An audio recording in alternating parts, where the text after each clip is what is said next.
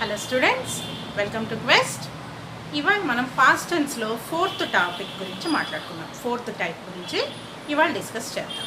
Already simple, past, continuous, perfect నేర్చుకున్నాం. Past టెన్స్లో 3 types అయిపోయినాయి. Fourth గురించి ఇవాళ మన క్లాస్లో డిస్కస్ చేద్దాం. ఒకసారి సింపుల్ పాస్ట్ చూడండి.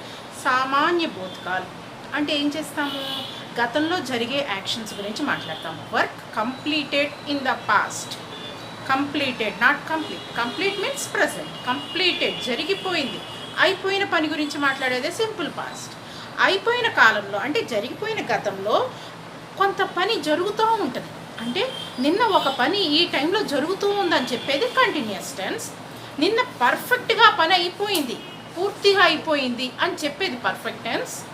పర్ఫెక్ట్ కంటిన్యూస్లో వర్క్ స్టార్ట్ అవ్వడం జరుగుతుంది, అయిపోవడం జరుగుతుంది. బట్ ఆ అయిపోయిన పని కొంతకాలం పాటుగా జరిగింది అని చెప్పేదే పర్ఫెక్ట్ కంటిన్యూస్ టెన్స్. ఎప్పుడు కూడా కంపారిటివ్గా చూడండి అమ్మా. 4 టైప్స్ని కంపేర్ చేసుకుంటే మీకు ఒకదానితో ఒకదానికి లింక్ తెలుస్తుంది. అది ఏ సందర్భంలో ఏది వాడుతున్నాం అన్నది కూడా తెలుస్తుంది. సో ఇవాళ fourth topic, fourth type past perfect continuous tense. Work started మొదలవుతుంది, కంప్లీటెడ్ పూర్తి కూడా అవుతుంది. ఆ పూర్తి అయిన యాక్షన్ కొంత టైం పాటుగా జరిగింది అని చెప్తున్నాము. And continued in the past only, not in present. నిన్న ఒక టైంలో స్టార్ట్ అయిన పని కొంత టైం పాటుగా జరిగింది అని చెప్పేదే ఈ టెన్స్. ఓకే స్టూడెంట్స్, దీనికి రూల్ ఏంటి? Same, positive, negative and question form. పాజిటివ్కి వచ్చేసరికి ఫస్ట్ ఎప్పుడు సబ్జెక్ట్ ప్లస్ హ్యాడ్. మనం కంటిన్యూస్, పర్ఫెక్ట్ టెన్స్ రెండు కలిపితే వచ్చేది పర్ఫెక్ట్ కంటిన్యూస్ టెన్స్. సో పర్ఫెక్ట్లో వాడే హ్యాడ్ ప్లస్ కంటిన్యూలో వాడే V4ని ఇందులో యాడ్ చేస్తా. దీనికి అడిషనల్గా బీన్ అనే ఒక బీ ఫామ్ని యాడ్ చేస్తాం. చూడండి, subject plus had plus been plus V4 plus object. ఇక్కడ కూడా సిన్స్ ఫర్, మనం ఎలా అయితే ప్రజెంట్ పర్ఫెక్ట్ కంటిన్యూస్ గుడిలో సిన్స్ ఫర్ నేర్చుకున్నామో ఇక్కడ అలాగే వస్తుందమ్మా. సిన్స్ ఫర్ ప్లస్ టైం, ఒక టైం గురించి చెప్తాము. ఓకే, మరి ఇప్పుడు హిందీలో ఎలా చెప్పాలి దీన్ని? హిందీలో కూడా ఏం చెప్తాము? काम शुरू हुआ, पूरा हुआ, बट आ पूरा हुआ काम थोड़ी समय तक वो जारी हुआ, जारी हो रहा था. కొంత టైం పాటుగా అది జరుగుతూ ఉన్నది అని చెప్తాము. దానికి మనం హిందీలో కూడా రూల్ ఉంది. అదేంటి ఆ సెంటెన్స్ స్ట్రక్చర్కి రూలు? ఫస్ట్ కర్త, హిందీలో కర్త కర్మ క్రియ ఆర్డర్లో వస్తుంది. వెర్బ్ ఇక్కడ 3rd ప్లేస్లో ఉంటే ఇంగ్లీష్లో 2nd ప్లేస్లో ఉంటుంది వెర్బ్.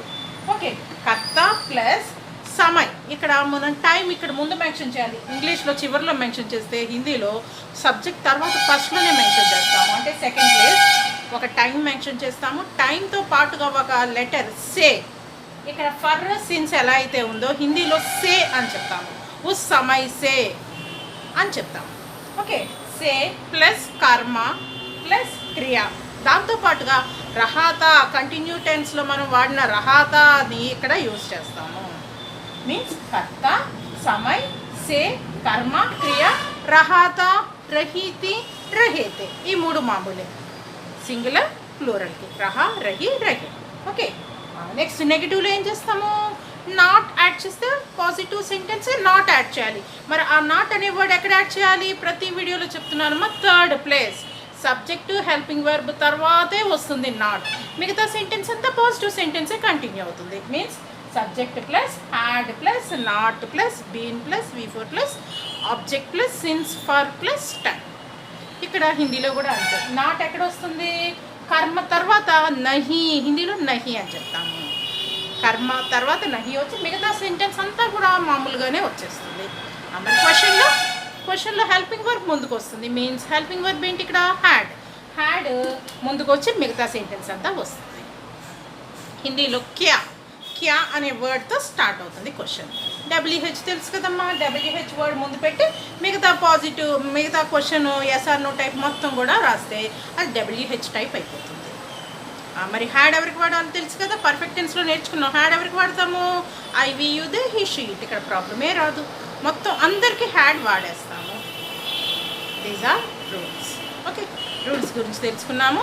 ఏంటో మీనింగ్ తెలుసుకున్నాము. టెన్స్ యొక్క మీనింగ్, రూల్స్ తెలిసింది. ఇంకా ఎగ్జాంపుల్లో చూద్దాం. ఎగ్జాంపుల్లో పాజిటివ్ నెగిటివ్ క్వశ్చన్ ఫామ్లో చూద్దాం. ఫస్ట్ పాజిటివ్ ఫామ్ చూద్దాం.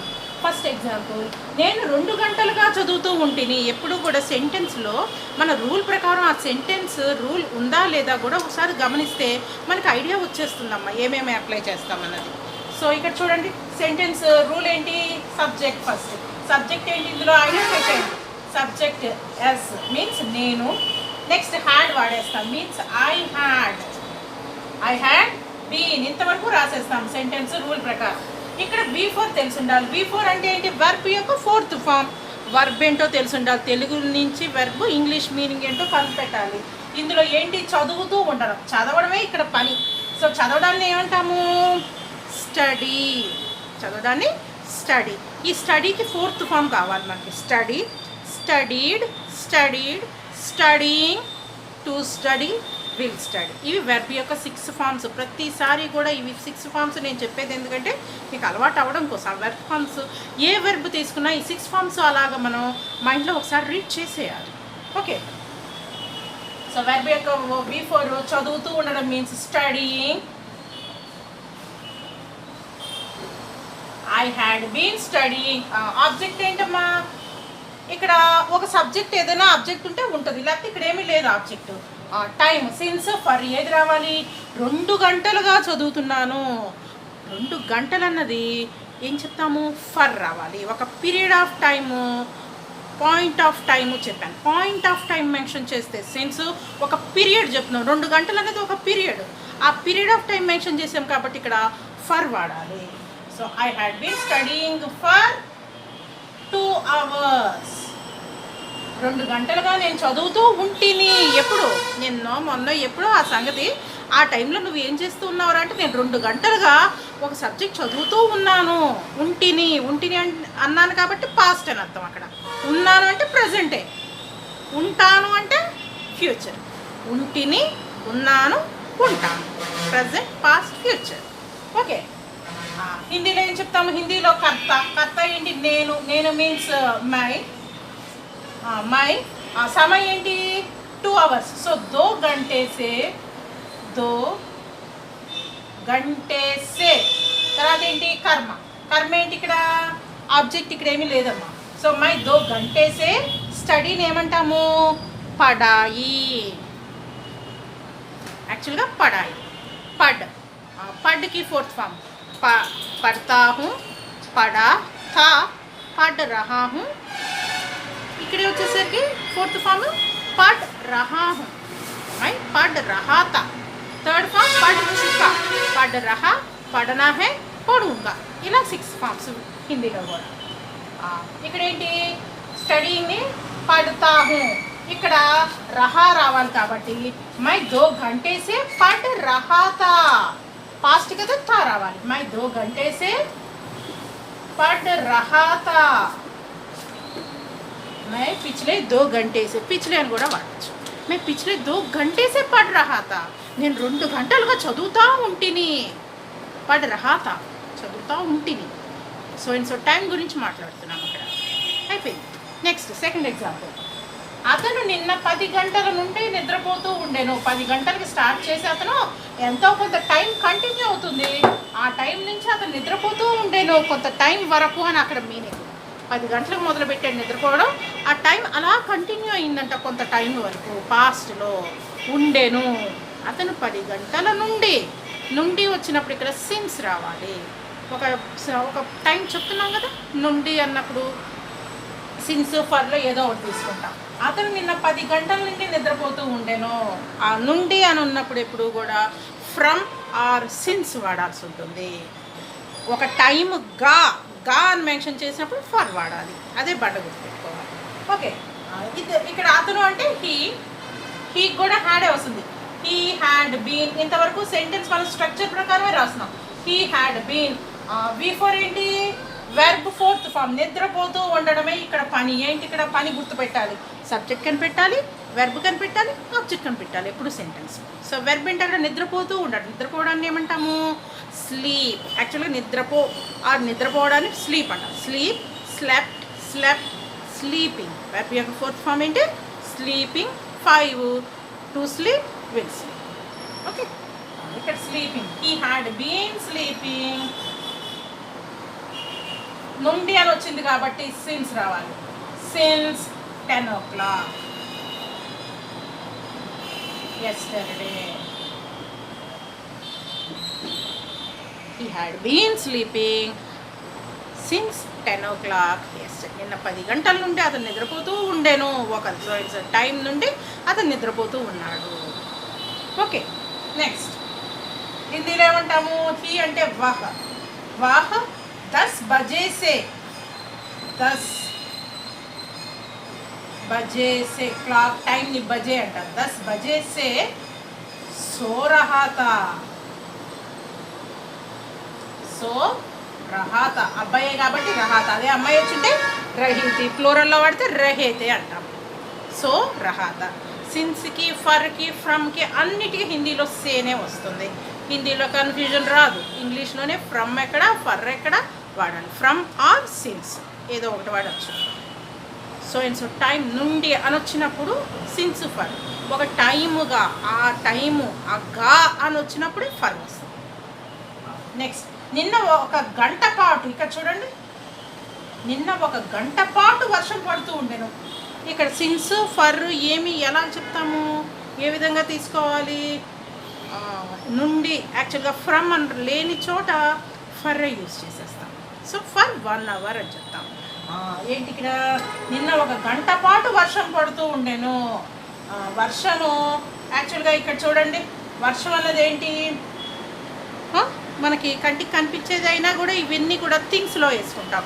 థింగ్స్కి ఏం వాడతాము? ఇట్ వాడతాము. Okay, it had been. వర్షం పడడాన్ని రెయిన్, రైనింగ్. verb యొక్క fourth form rain. It had been raining. It had been raining for 1 hour. It had been raining for 1 hour. ఒక గంట పాటు వర్షం పడుతూ ఉండేను. It had been raining for 1 hour. Had వచ్చిందంటేనే పాస్ట్ అని అర్థం అయిపోతుందమ్మా. సో ఎస్టర్డే అని మెన్షన్ చేయక్కర్లేదు అక్కడ మనం. ఓకే, హిందీలో వచ్చేసరికి వర్షాన్ని ఏమంటాము? బారిష్. వహా బారిష్ హో రహా తా. एक घंटे से बारिश हो रहा था. బారిష్ని స్త్రీలింగ తీసుకుంటే రహీతి వాడాలి. బారిష్ हो रही थी. 1 घंटे से बारिश हो रही थी. హిందీలో ఇలా చెప్తాం. ఓకే స్టూడెంట్స్, వీటికి ఇప్పుడు నెగిటివ్స్ చూద్దాం. చూడండి, I had been studying for 2 hours. I had not been. హ్యాడ్కి బీన్కి మిడిల్లో నాట్ వస్తుంది. I had been అని పాజిటివ్లో చెప్తే, నెగిటివ్లో I had not been studying, not వచ్చేస్తుంది. I had not been studying for 2 hours. मैं 2 घंटे से नहीं पढ़ रहा था. पढ़ नहीं रहा था ఎలాగైనా చెప్పచ్చు. मैं 2 घंटे से नहीं पढ़ रहा था అన్నదే కరెక్ట్ ఎగ్జాక్ట్గా. ఓకే, नहीं पढ़ रहा था. దీనికి క్వశ్చన్ ఏమవుతుంది? had I been studying for 2 hours. क्या मैं 2 घंटे से पढ़ रहा था?